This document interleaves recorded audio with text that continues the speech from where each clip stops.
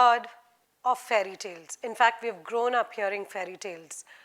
We've heard fables, we've heard myths, and we've heard folklore. But one of the most fascinating images from our childhood is that of a genie emerging from the bottle. Now, appearance of this genie is crucial. The protagonist would be in distress. There is no light at the end of the tunnel. All seems lost, and magically, the genie appears. In this real-life story, the protagonist is our Mother Earth. She's being poisoned by dark forces. She's crying for help, but hardly anyone is paying heed. The dark forces are what we created initially for the benefit of mankind. But because we did not know how to handle them, they turned rogue. I'm talking about plastic. Plastic, which was a breakthrough invention nearly 50 years ago, has today turned into a modern-day curse. And the genie? Well, the genie is the viscous solution you see in this bottle that will be able and help millions of whales, turtles, seabirds, and other ocean creatures. Because these creatures are not just a thing of beauty to admire.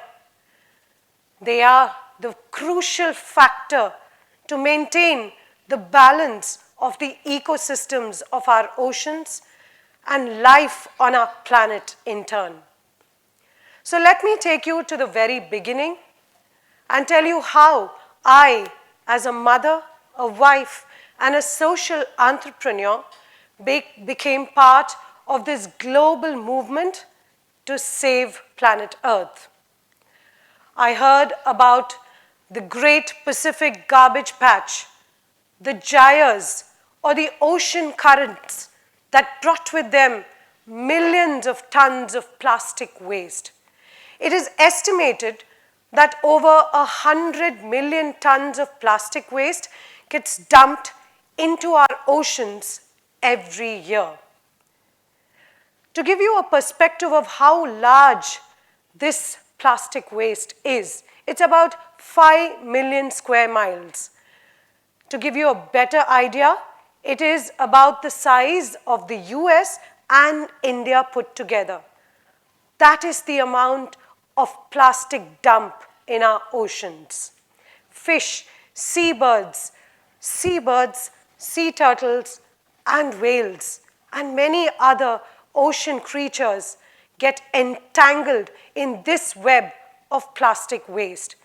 In fact, they ingest this plastic waste, mistaking it for food, and they suffocate and die a death of starvation. This humpback whale is now a dump pack of all our plastic waste.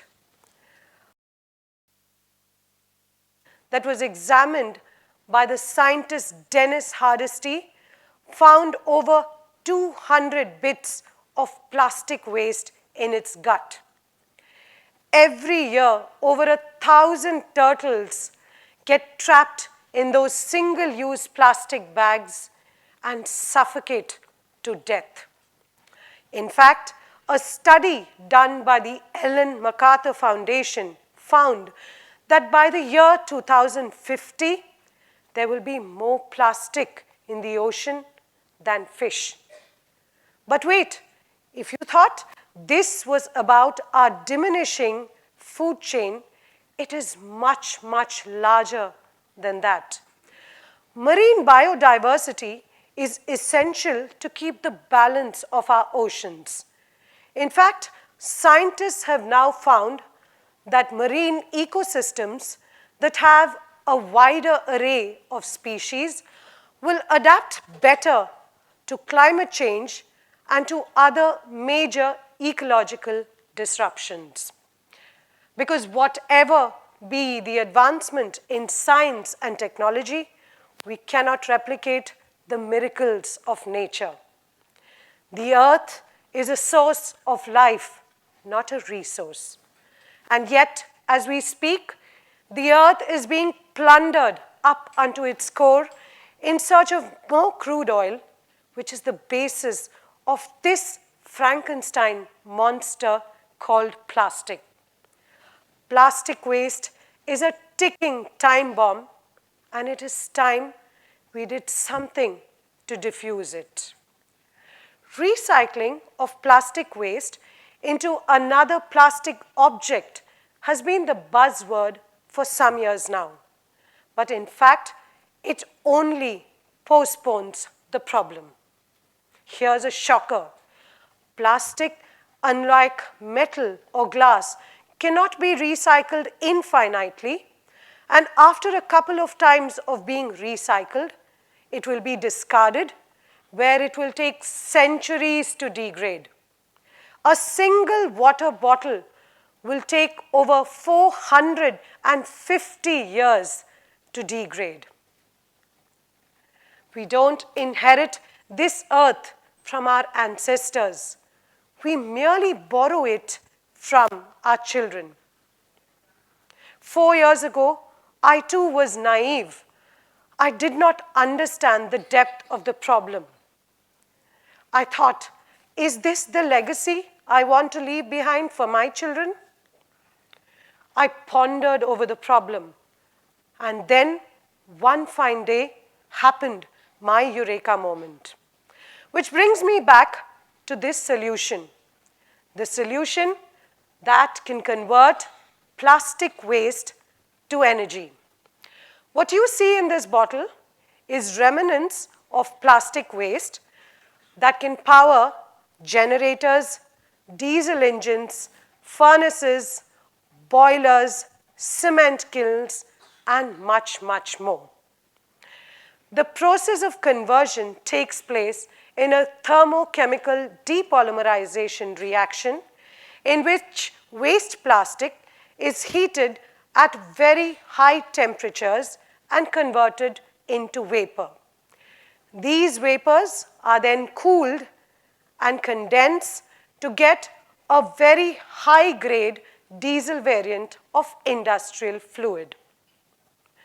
What's best about this process is that it's completely green. That means there are no emissions and there are no effluents.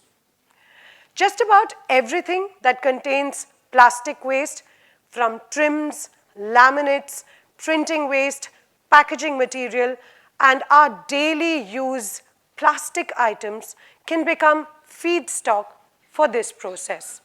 In fact, the highlight of this process is that we can give an effective solution to single-use plastic, which up until now was relegated as being public litter. So there you have it. This technology has dual benefits. Not only does it offer a vehicle to eat up all the waste plastic in the environment, but it also offers an alternate fuel and limits the use of fossil fuels.